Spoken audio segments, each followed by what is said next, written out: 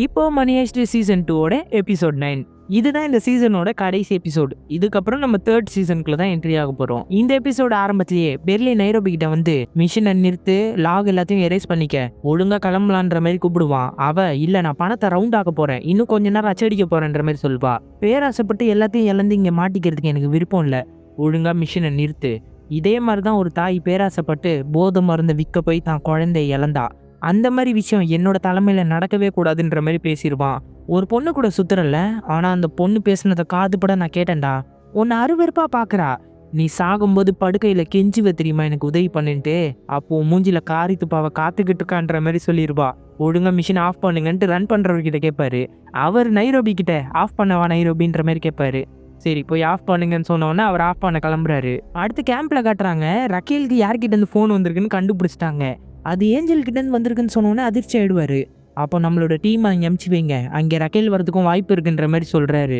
அடுத்து ரியோ செவுத்து மேல ஃபுல்லா பாம்பு ஃபிக்ஸ் பண்ணிக்கிட்டு இருப்பான். இதை ஆஃப் பண்ணிட்டு போலீஸ்காரங்க வர வரைக்கும் நமக்கு டைம் கிடைக்குன்ற மாதிரி டோக்கியோ கிட்ட பேசிட்டு இருப்பான். அப்போ ஆர்த்தர் அங்கே வந்துட்டு ஓரளவுக்கு தான் எங்களால தோண்ட முடிஞ்சுது, அதுக்கு மேல கதவு மாதிரி ஏதோ பெருசா இருக்குன்னு சொல்லுவான். இதை வச்சு ஓட, அது வழியா தான் நாங்க தப்பிக்க போறோம்ன்ற மாதிரி டோக்கியோ ஒரு சுத்தி எடுத்து தருவா. அதை ஆர்த்தர் வாங்கிட்டு போய் அங்கே தோண்டிக்கிட்டு இருக்கான். ப்ரொஃபசர் பெர்லினுக்கு கால் பண்ணி சீக்கிரம் அங்கே இருந்து கிளம்புங்கன்ற மாதிரி சொல்லிட்டு இருக்காரு. இந்த பக்கம் ரக்கேல் ஹாஸ்பிட்டலுக்குள்ள வந்துடுறாங்க.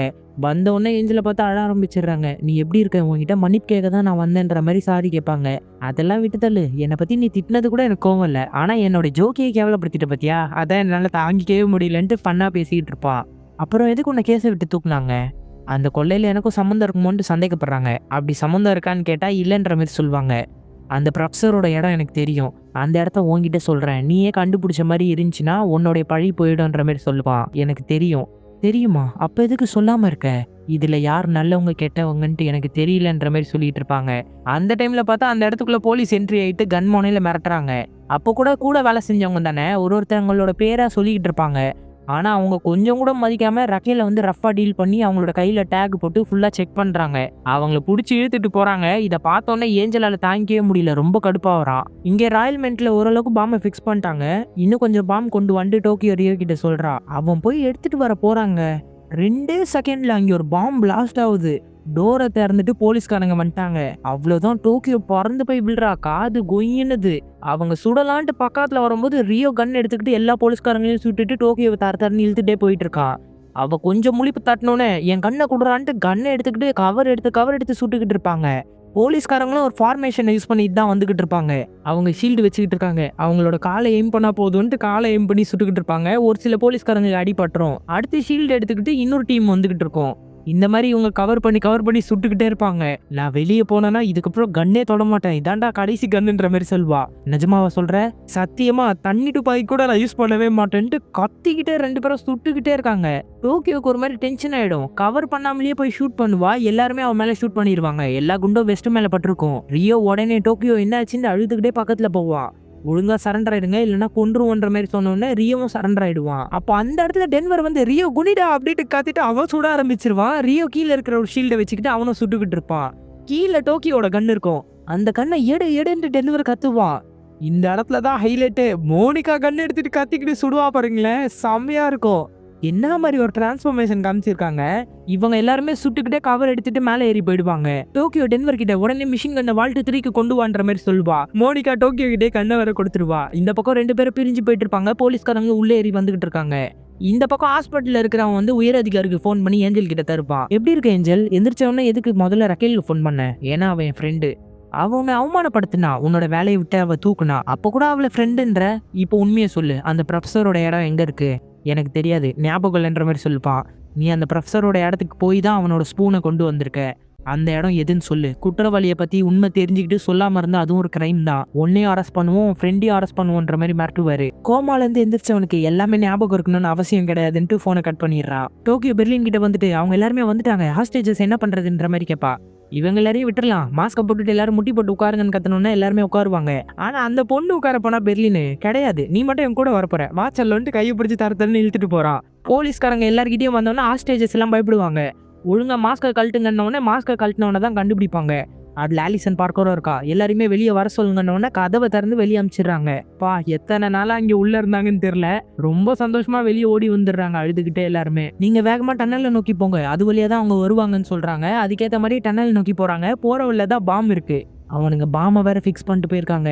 இதை டீஆக்டிவேட் பண்ண கொஞ்ச நேரம் ஆகும் சார் சொன்னோன்னே உயர் அதிகாரி செம்ம டென்ஷன் ஆகுறாரு. அதே மாதிரி டனல்குள்ள இருக்கிற டீம் ஏதோ ஒரு மூமெண்ட்டை கேப்சர் பண்ணிருக்காங்க. சூப்பர், நம்ம எதிர்பார்த்த மாதிரி அவனுங்க டனல் வழியா தான் வரானுங்க. வெளியே வந்தோன்னா அவனுங்களை கொன்றுங்கன்ற மாதிரி உயர் அதிகாரி கத்துறாரு.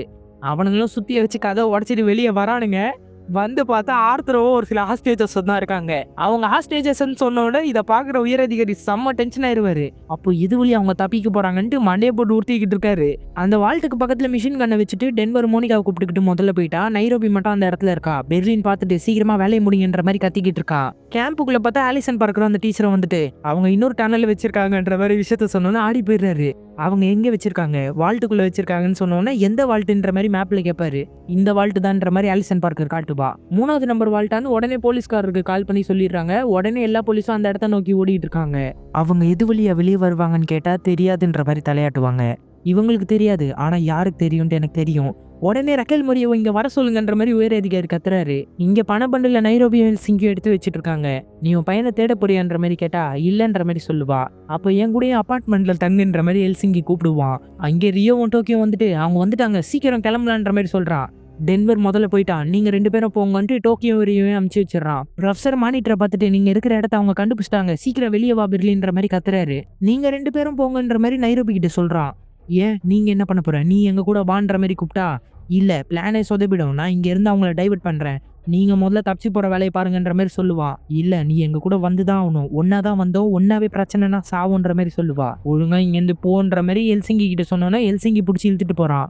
உன்னை நான் வெறுக்கிறேன்டான்ற மாதிரி கத்திக்கிட்டே ஒரு மாதிரி அழுதுகிட்டு போறா. கூட அந்த பொண்ணு எஸ்கேப் ஆகி ஓடிடலான்னு பார்த்தா நீ எங்க போற செல்லம், நம்ம 2 பேரும் சேர்ந்துதான் அவங்களை எதிர்க்க போறோம், கொஞ்ச நேரம் என் கூட இருந்தோம்னா அந்த பொண்ணு கடுப்பா என்னை விடு விடுன்னு கத்துவா. ஓங்கி ஓங்கி 2 தடவை அரைய வர செய்வா. கன் எடுத்து நீட்லன்னா சைலண்ட் ஆயிடுவா. அப்புறம் ரக்கேல கேம்புக்குள்ள கூப்பிட்டு வந்து ஒழுங்கா அந்த ப்ரொஃபஸரோட இடம் எங்க இருக்குன்னு சொல்லு. அவங்க சொல்லாம கம்முனே இருப்பாங்க.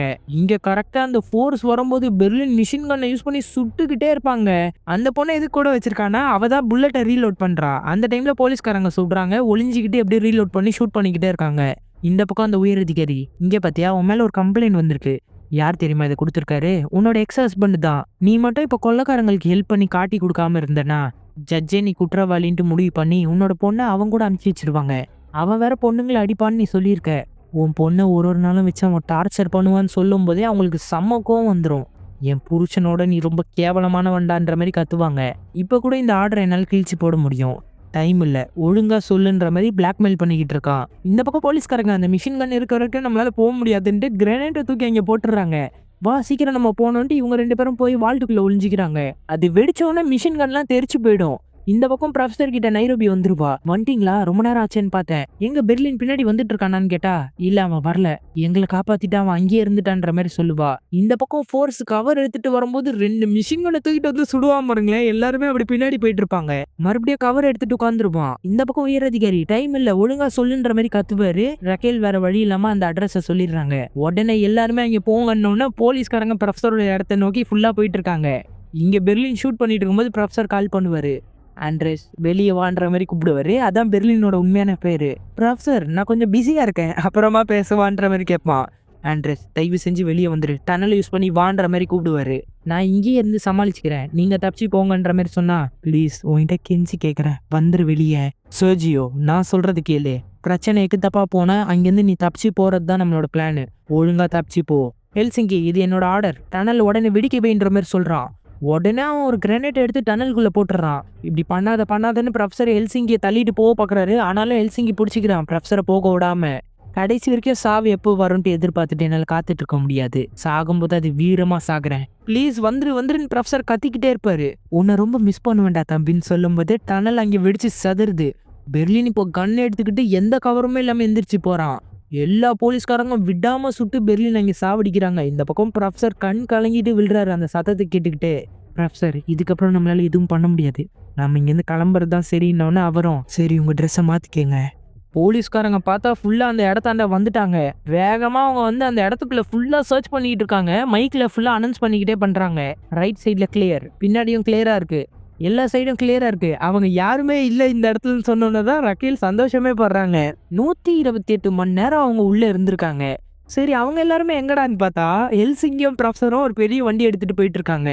கரெக்ட்டா 1 நிமிஷத்துக்கு முன்னாடி ஹெல்சிங்கியும் ப்ரொஃபஸரும் அந்த வண்டி எடுத்துக்கிட்டு டிரைவர்ஸ் மாதிரி ஓட்டிட்டு போயிட்டு இருக்காங்க. இவங்க போகும்போது தான் போலீஸ்காரே அந்த இடத்த நோக்கி போயிட்டு இருக்கு. அப்படியே 2 நிமிஷத்துக்கு முன்னாடி நைரோபி வேற ஏதோ பொண்ணு மாதிரி கூலா ட்ரெஸ் பண்ணிட்டு வெளியே போறா. அடுத்த 5 நிமிஷத்துக்கு முன்னாடி மோனிகாவும் டென்வரும் ஒரு கப்பிள்ஸ் மாதிரி குழந்தைய தள்ளிட்டு போற மாதிரி சூப்பரா ட்ரெஸ் பண்ணிட்டு வெளியே எஸ்கேப் ஆகுறாங்க. அவங்க சிரிச்சிட்டு போற சீன் எல்லாம் வேற லெவல்ல இருக்கும். அடுத்து 7 நிமிஷத்துக்கு முன்னாடி டோக்கியோ வெளியே வந்துட்டு இருக்கா. டோக்கியோக்கு பின்னாடியே ரியோவும் வெளியே வந்திருக்கான். இப்படிதான் 7 நிமிஷத்துக்கு முன்னாடி ஒருத்தரா எஸ்கேப் ஆகி போயிருக்காங்க. இங்க ஹெல்சிங்கி ப்ரொஃபசர் நம்ம ஜெயிச்சிட்டோம் அப்படின்ட்டு சந்தோஷத்துல குதிக்கிறான். ப்ரொஃபஸரும் கூலா கண்ணாடி போட்டுனா இங்கிருந்து போயிட்டு இருக்காரு. இந்த ஹைஸ்ட் முடிஞ்சு 1 வருஷம் கழிச்சு காட்டுறாங்க. அப்படியே நியூஸ்ல பேசிட்டு இருக்காங்க. ராயல்மெண்ட்டை கொள்ளையடிச்சு 1 வருஷம் கடந்து போயிருக்கு. இது வரைக்கும் போலீஸால அவங்கள பிடிக்கவே முடியல. மக்கள் எல்லாருமே கொள்ளையடிச்சவங்களுக்கு ஆதரவா தான் இருக்காங்க. ரக்கேல் முறியவும் அவங்களோட வேலையை விட்டு போயிட்டாங்கன்ற மாதிரி நியூஸ்ல சொல்லிட்டு இருக்காங்க. ரக்கேல் இதெல்லாம் கேட்டுட்டு போட்டோஸ் எடுத்துட்டு வந்து பாத்துக்கிட்டு இருப்பாங்க. ப்ரொஃபஸர் எந்த இடத்துக்கு போலான்ட்டு பீச்சோட போட்டோ காமிச்சிருப்பார்ல, அதெல்லாம் பார்த்து ரசிச்சுக்கிட்டு இருப்பாங்க. அப்போ பின்னாடி திருப்பி பார்த்தா ஏதோ வரைஞ்சிருப்பாரு. என்ன இதுன்ட்டு 4 போட்டோவும் சேர்த்து வச்சு பார்ப்பாங்க. அது ஒரு ஐலாண்டு மாதிரி இருக்கும். அந்த இடத்தோட கோஆர்டினேஷனையும் அவர் எழுதியிருப்பாரு. அதை அவங்க பார்த்தோன்னா அவங்க போன்ல மேப் போட்டு அந்த இடத்த நோக்கி போயிட்டு இருப்பாங்க. அந்த லொகேஷன் கிட்ட போயிட்டு இருக்காங்க. அப்போ ஒரு அழகான இடத்த பார்ப்பாங்க. அதை பார்த்து ரசிச்சுக்கிட்டு இருக்கும்போதே போன்ல சார்ஜ் தீர்ந்துரும். அங்கே பக்கத்தில் கடையில் இருக்கிறவர்கிட்ட ஃபோன் சார்ஜர் கிடைக்குமா, ஃபோனில் சார்ஜ் தீர்ந்துருச்சு ப்ளீஸுன்ற மாதிரி கேட்டுன்னு இருப்பாங்க. அப்போ பக்கத்தில் இருந்து ஒருத்தர், உங்களுக்கு ரொம்ப அவசரம்னா என்னோடது வேணால் யூஸ் பண்ணிக்கலான்னு சொல்கிறாரு. நம்ம ப்ரொஃபஸர் தாங்க செம்ம கூலாக உட்காந்துக்கிட்டு இருக்காரு. இதை பார்த்தோன்னே ரக்கேல் சிரிக்கிறாங்க. அவரும் சந்தோஷத்தில் சிரிக்கிறாரு. ஒரு வழியாக 2 பேரும் சேர்ந்துட்டாங்க போல இருக்கு. இதோட சீசன் 2ஓட எபிசோட் 9 முடிக்கிறாங்க. எப்படி இருந்துச்சு இந்த எபிசோடு? பயங்கரமா இருந்துச்சுல்ல? இதுல மொத்தம் 5 சீசன் இருக்கு. 2வது சீசனை தான் நம்ம முடிச்சிருக்கோம். ஆமா, இதுலயே இவங்க கொள்ளையடிச்சு முடிச்சிட்டாங்களே, இதுக்கப்புறம் மிச்சம் 3 சீசன்ல இவங்க என்ன பண்ண போறாங்கன்னு கேட்டீங்கன்னா, என்ன கேட்டீங்கன்னா இந்த 2 சீசன் ஏதோ ட்ரைலர் மாதிரி தான். மெயின் பிக்சரையே நீங்க மற்ற 3 சீசன்ல தான் பார்ப்பீங்க. வேற லெவல்ல பரபரப்பா கொண்டு போயிருப்பாங்க. ஸோ அதை பார்க்கணுன்னா முடிஞ்ச அளவுக்கு சப்போர்ட் கொடுங்க. இது வரைக்கும் நம்ம சேனலை சப்ஸ்கிரைப் பண்ணாமல் பார்த்துட்டு இருந்தீங்கன்னா சப்ஸ்கிரைப் பண்ணிக்கோங்க. சோஷியல் மீடியாவில் நம்மளை ஃபாலோ பண்ணாதவங்க டிஸ்கிரிப்ஷனில் லிங்க் கொடுத்துருக்கா, அதை யூஸ் பண்ணி ஃபாலோ பண்ணிக்கோங்க. தேங்க்யூ.